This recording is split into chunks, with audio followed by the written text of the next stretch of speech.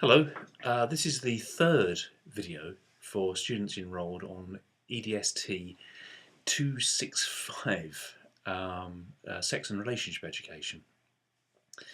In the first session a few weeks back, I tried to get you to reflect on your own experiences of SRE as customers, to reflect on how it was delivered to you when you were at school.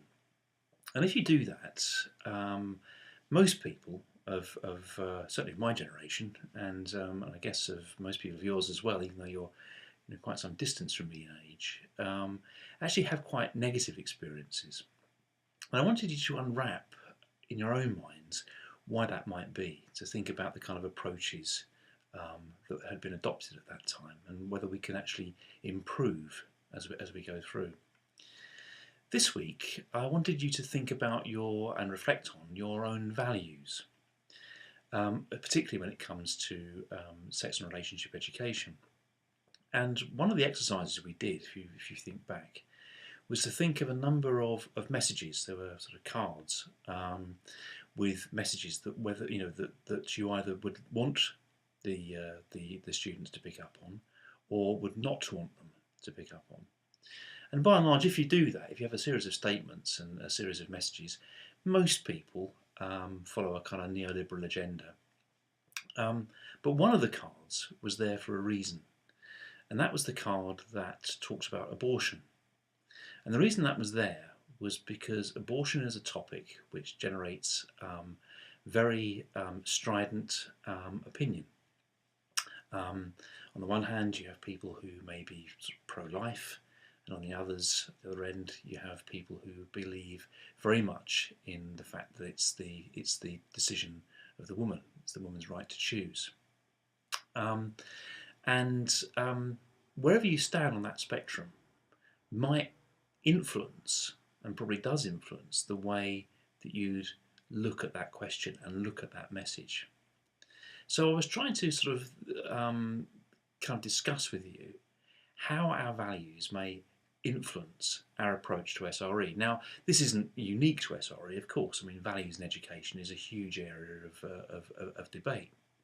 But it's specifically relevant in many ways because in some ways our values will influence not only our approach, but also the selection of the material that we're actually trying to get across.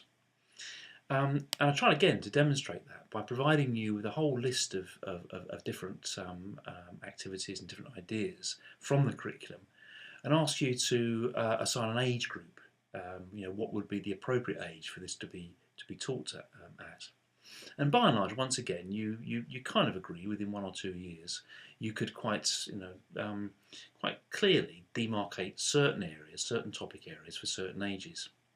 And certainly when it came to sexual intercourse, this was pretty sort of post 14. Most of the kind of sexual activity cards or statements were identified as post 14. And you could sort of say, well, actually, things like sexual activity are there for the reason to try to reduce teenage pregnancy, highest in Europe by a long way. But what about the other sexual practices that were there? There were sexual practices in that curriculum that wouldn't lead to pregnancy. Should they be there? Well, you could probably argue, well, some of them need to be there because there is a risk of the transmission of STIs. So there are health aspects.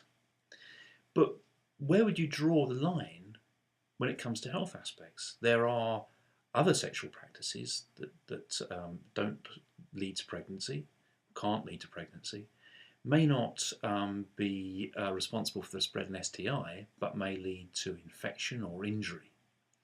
Do we need to teach about them? So this is the question, really.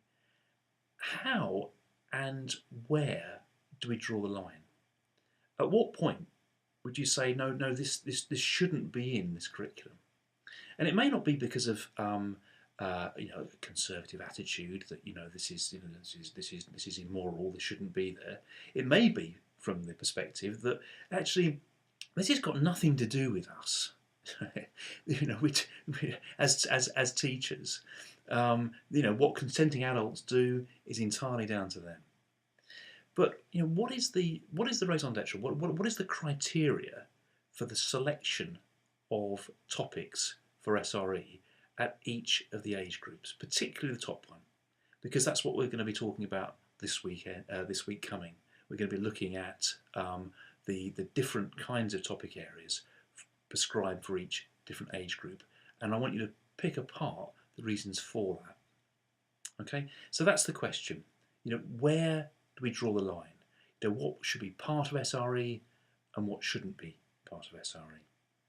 Okay, I hope that kind of makes sense. I'm not sure if it does.